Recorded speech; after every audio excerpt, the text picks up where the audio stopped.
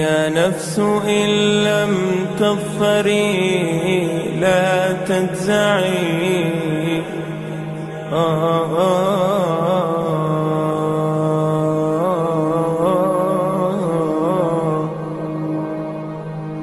يا نفس إن لم تظفري لا تجزعي وإلى موائد جود مولاك ارجعي يا نفس إن لم تظفري لا تجزعي وإلى موائد جود مولاك ارجعي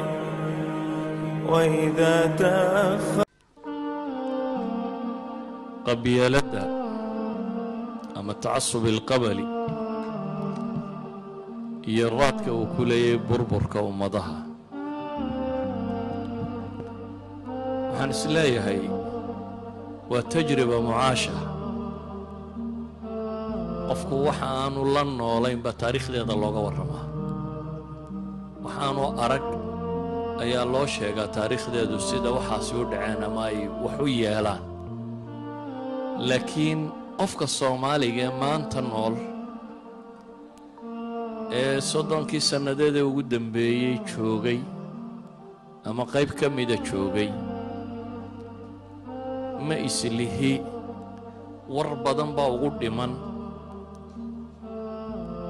تعصبك قبلي هي سيدا ومدو بربريو ويوا واقعا كنا والله هي نتيجة دي سيانا رقني ومدى وحا الله يدهدا وضد وداقا وحبضا ومدو ومدن مضاهي وضد مبادئ عليا يا عقايد وداقا أما عقائد الصحيحة النقطة أما غير الصحيحة النقطة ideology مدايي بي هايستان أو يسوكاني دادك كان وضد قانون مدايي هايستا أما قانون شرعي الصحيحة هالنقطة أما مد وضعية بنا آدم سميستيها هذا وضد قيادة مدايسان له هجان مدايسان له وضد وحبضاني مركا كدحيا ومدو مركا انت ويدو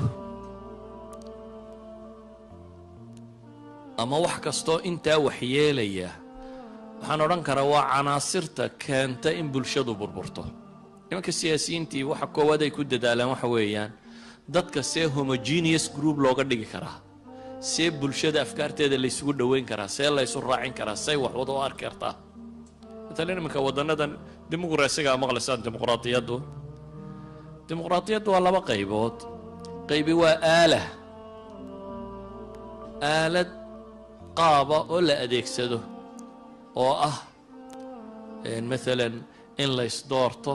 baarlamaanka la samaysto in dawladda la kala saaro oo qayb laga dhigo qayb tashriici dajisa iyo qayb tanfiid samaysa iyo qayb qaadi noqon waa ijraa'at laakiin ijraa'atkan philosophy ka dambeeyo mideeyay buu leeyahay democracy intaanu as political soo bixin wuxuu soo baxay enlightenment theory baa yimi dadkan in mu'taqad laga dhaadhiciyo philosophy bay wada qaateen kaasay ku qanceen dabeetana waxay garteen say u kala baxaan ay ugu heshiin karaan innaga xataa haddaad aaladda tan qaado islaamnimo dhaafay haddaad aaladdan qaado istiraado dadkan ha loo ekaysiyo siday u egyihiin mabaadi'i kama horrayso axsaabteennu markaaba reer hebel unbay isu beddelaysaa ilaa mabda uu ku jiro xisbigani ma jire axsaabteenna waxay ku kala gedisan yihiin marka la yidhaahdo waddankii axsaab badan baa laga sameeyey one man one vote baa laga sameeyey ciinkan baa laga sameeyey xal maaha waayo xataa intan gaalku haysta kuma gaadhaysid sababtu waa maxay adigu ideology bulshadaadu laga dhaadhiciyo axsaabtana sidaa ma jirto axsaabtaasi waxay ku kala gedisantay kaana nin reer hebel inuu madax kayo hebel hebel la yidhaha kaana nin reer hebel waxaanay sheegayaana kale waa iska hadal marka ay rabaan cod siduu ku helaya waa inuu reerihii shiriyaa hadaynu reer hebel lahay inagu xisbigan baynu leenahay kan baynu leenahay intan baynu qaadanaynaa kan baynu qaadanaynaa marka reer hebel oo dhamina xisbigan buu marayaa reer hebella xisbigan buu marayaa saas idan xataa aaladoodu kama shaqayn karto walidalik ka umma soomaaliya markaynu nahay qabiilku ideology buu leeyahay kooban oo ah unsur akhaaka dhaaliman aw madluuma tol intaasaa lagu yihi tolnimadu wax fiican way leedahay oo sharcigu ina faray oo ah in laysu gargaaro xaqa laysu sheego allahuma salli calaa maxamed layskaalmeeyo takaaful ijtimaaciya reerku ninkii guursanaya la kaalmeeyo ninkii dayn lagu yeesho haddii wax laga bixin kara laga bixiyo qayb fiican way leedahay qabiil markaynu idhaahno laakiin tacasubka qabaliga ahi waa reerkayga bes gariya gardarraba reerka xaq iyo baadilba reerka taa macnaheed waxa weeyaan dee ummad ma noqon kartid oo sababta keentay markaasi inaynu burburro sababta keentay baan odhan karaa marka imika la yidhahda dowlad soomaaliyeed ha la sameeyo dee dadku dhibtii wuu wada arko wuu aqbalaya oo arrin ashiriyo ah la isugu yimaado dad badan baa isu imanaya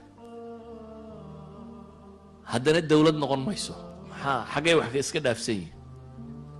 yani 15 16 shir 17 shir bay Soomaali gashay mid kasta waxbaa lagu soo dhisay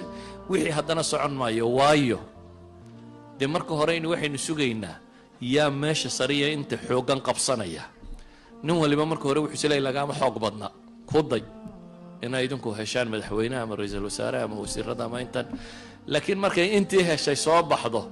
intaan helin waxay leedahay cagaa qaba hadaba tan iyo inuu ku kicin reer walba xoogsanaya haday tan qabsatay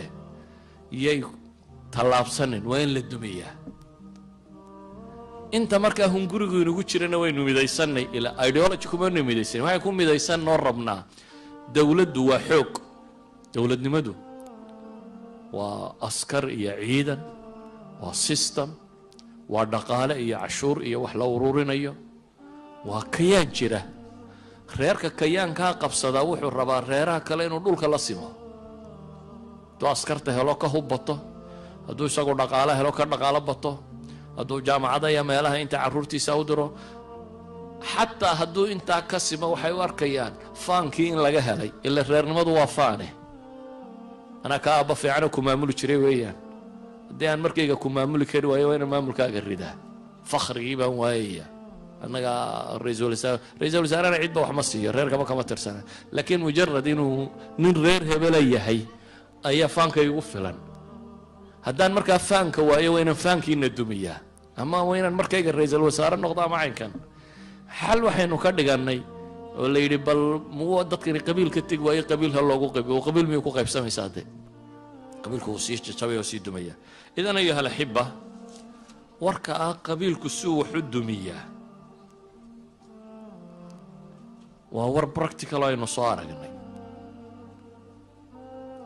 waxaa ka habboon inaan malaa'in badan isweydiino war saynu uga baxnaa saynu uga bixi karnaa dadka badh baa leh qabaa'ilkaba ha la masaxo waxaana la tirtiro ma tirtirmayso qabiilnimadu inuu ninku reer ka tirsayo ku abtirsadaa ceeb maaha ilaahay wuxuu inoo tilmaamay shucuub iyo qabaa'il aynu nahay laakiin maxaa laynooga tilmaamay litacaarafu inaa isku garataan waa macrifa qabiilku wuxuu inoo joogaa halka galada tan beershuun nambarkuu joogo markaa lagu weydiiyo 9 nambar baad taxaysaa anna 9 oday un baan taxayaa si lay garto 9 nambar ma haysto laakiin waxaa inay hebel 9 oday baa sheegaya markaas lay garanaya in lay gartaa ma xumo markaa in lay garto oo dadku nasab iyo sihir ba yeesho oo meeshan ka soo jeeda la gartaa ceeb maaha laakiin mushkiladu waxa weeyaan ideology-ga qabiilka ma bedeli karnaa nabi maxamed calayhi salaatu wasalaam qabaa'ilkii ma tirtirin quraysh sidii bay quraysh u ahayd aws iyo khasraj sidii bay aws iyo khasraj u ahaayeen ghatafaan sidii bay ghatafaan u ahayd mudar iyo rabiic sidii bay u ahaayeen qaxtaaniintii yaman sidii bay ahaayeen qaysiyiintii shaam sidii bay ahaayeen qabiil waliba sidii buu u jiray wuxuu nabigu bedelay calayhi salaatu wasalaam ideology-gii qabiilku haystay afkaartu rumaysnaa afkaartu rumaysna waxay ahayd in la isxaqiro oo reerka kale la yeeso. quraan iyo sunno badan baa soo degtoo tilmaamaya in la isyeesaa inaanay bannaanayn, dadku inuu asal qura wada leeyahay, usro qurana ka wada yimi, dhoobana laga wada abuuray, aab iyo hooyo qurana wada dhaleen, sidaana ku kala fiicnayn. mabaadi'doodii baa la saxay. waxay rumaysnaayeen unsur akhaaka daaliman aw madluuma, walaalkaa gar iyo gardarraba u hiili. weedha lafteedii buu nebigu u sheegay calayhi salaatu wasalaam, unsur akhaaka daaliman aw madluuma. weedha tani way yaabeen saxaabadii, iyo dee ma wixii horaa lagu noqday, waa waxay ka soo baxeene. wuxuu nebigu yidhi calayhi salaatu wasalaam, hadduu xaq ku taaganyana u hiili saad qof kastoo muslima ugu hiilin lahayd, hadduu baatil ku taagan yahayna ka qabo, taasaa hiilkiiya, ilaa naar baad ka hor joogtaaye. tolka ama dunida marka la jebiyo inaad ka celisaabaa hiila, oo markuu naarta ku gurmayo inaad ku sii daysan maayaa iyadu maxay tahay? tolka haddaad naarta ka celin kari weydo umaad hiilin. isagoo baatil wada, isagoo cadaab ku gurmaya inaad ku eegtaa waa hiil darro. hiilkii nebigu wuxuu ku sheegay calayhi salaatu wasalaam markaa in xaqana loo sheego, hadduu xaq ku taaganyana lagu taageero. waxay dadku sokeeye iyo shisheeye ugu kala ahaayeen inta ay abtirka u kala dhow yihiin. nebigu calayhi salaatu wasalaam wuxuu tilmaamay mid ka sarraysaa inay jirto, oo hadday taasi go'do tanna uu go'ayo. aasirada bini aadamka waxaa isku xidhaa, alwashaa'ij bini aadamka isku xidhaa waa alwalaa walbaraa, waa caqiida, waa diin. diin baa reerkii kala kaxaysay, ideology, wixii la rumaysnaabaa reerku ku kala tegey. ghaswatu bader, gaal iyo muslim baa isdilay baynu nidhi. gaal iyo muslimka isdilaya waayo? waa rag ilmaadeeraa. markuu quraysh 3 ninoo 2 walaaliya inaanay dhaleen markay soo baxeen, ansaar baa u soo baxday, waxay idhahdeen ma rabno. nebi maxamed calayhi salaatu wasalaam waxay weydiiyeen, raggii noo dhigmayey soo saar. wuxuu soo saaray rag ay maxay kala tirsadaan, raggaan wax badan la kala tirsan baa la soo saaray. oday qura la wadaago, qabiil qura wada yihiin, laakiin ideology lagu kala tegay. islaamku markaa wuxuu barow qabiilka ku daweeyey. qabiilkani waa wicaad dadka ururiye, laakiin ideology maaha afkaartii uu dadku rumaysnaa. afkaartuu dadku rumaysnaa waxaa laga dhigay inay caqiide noqoto iyo diin, inay noqoto alukhuwa alislaamiya. qofku mar hadduu muslim yahay inuu kugu leeyahay xuquuqda islaamnimo. oo xuquuqda islaamnimo waa maxay? an tuxiba liakhiika maa tuxibu linafsik. waxaad naftaada la jeceshay inaad walaalkaa la jeceshaato. xuquuqda kugu leeyahay waa an tansura. xuquuqda kugu leeyahay waa wanusxi likulli muslim, inaad u naseexayso. xuquuqda kugu leeyahay waxa weeyaan hadduu baahaya inaad wax siiso, haddii la dulminayo inaad ka dhiciso. idan mabaadi' buu islaamku baray. mabaadi'daasaa waxay keentay inay buuxiso. maadaama qabiiluu jiro, nawcun maa munaafasaa jiraysa. maxaa lagu loolamaya? waxaa la bedelay wixii lagu loolamayey. waxaa laga dhigay inay ku loolamaan khayrka iyo xaqa. ilaahay subxaanaه wa tacaala intuu janno iyo nicmooyin iyo wax ka warramayba wuxuu yidhi, wafii dalika falyatanafasi lmutanaafisuun. kuwa loolamaya kan ha ku loolamaan. dagaalada adag marka la gelaya waxaa la odhan jiray, hala garta dhanka ragga uu ka jabaye kala baxa. reer hebelo halkaa ka dagaalgal, reer hebelo halkaa ka dagaalgal. fronts baa la kala siin jiray. reer waliba isagoo ceebta iska ilaalinayo xagga sare gaalada dhanka kale ka mari jiray. idan reeruhu tanaafuskoodii waxaa loo bedelay inay khayr ku tanaafusaan, inay wanaag ku tanaafusaan, loolan inay ku loolamaan, laakiin wax khayra. waxay ku loolamayeen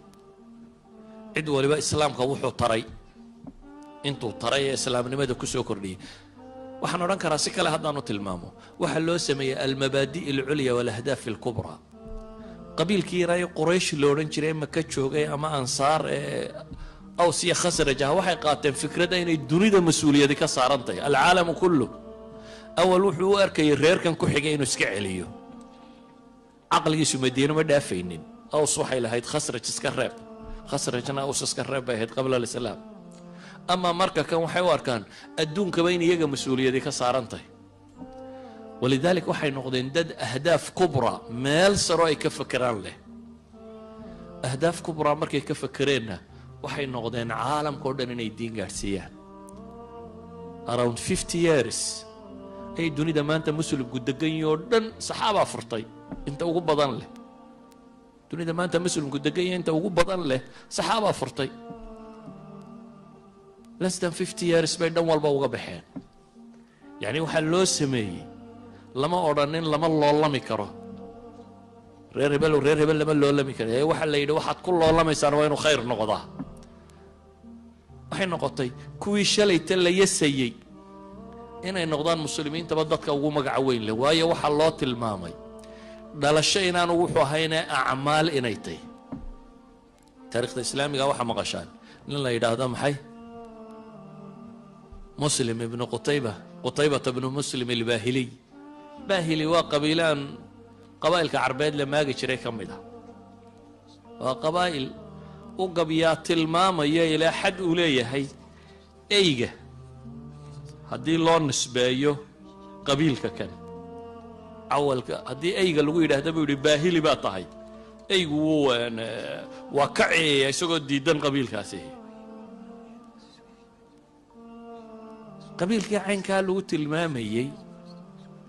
rijaalkii ka soo baxay waa ninkii furtay maxay almashriq alcarabi. islaamka barigana galbeedkana waa muusa bnu nasiir iyo taariq ibnu zayaad iyo raggaas raggii la mid ahaa. haddii bariba loo kacana khuraasaan laga bilaabo wixii ka dambeeyey raggii furay waa qutaybata bnu muslim. waa nin taabiciya oo baahiliya, isaga iyo kuwuu dhalay iyo aabihii muslimka kani. muslim waa raggii cabdillaahi bnu zubayr dagaalka la galay wakhtigii khilaafadiisa, wakhtigaasuu ku dhintay.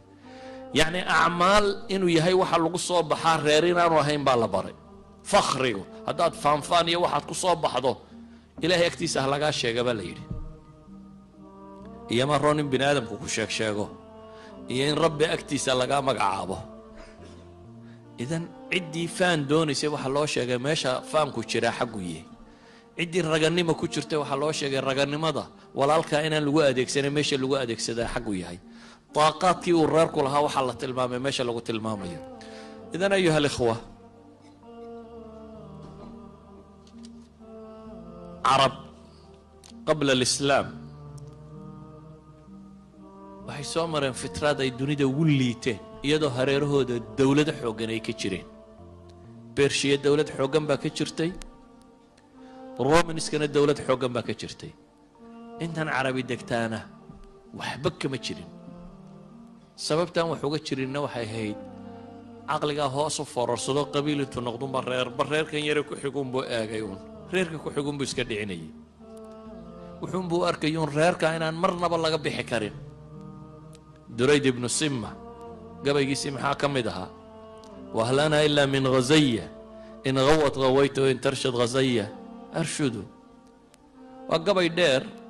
oo uu walaalkii ugu baruur diiqayo. durayd ibnu simma waa nin shaacir faarisoo jaahiligiiya. islaamka wuu soo gaadhay isagoo da-oo gaboobay oo la sido, laakiin muu islaamin. bale muslimiinta aba ghaswatu xunayn ku dishay isagoo hawaasan qabiilkiisa la socda. taladii qabiilkiisu intay diiday cawf ibnu maalik intuu diiday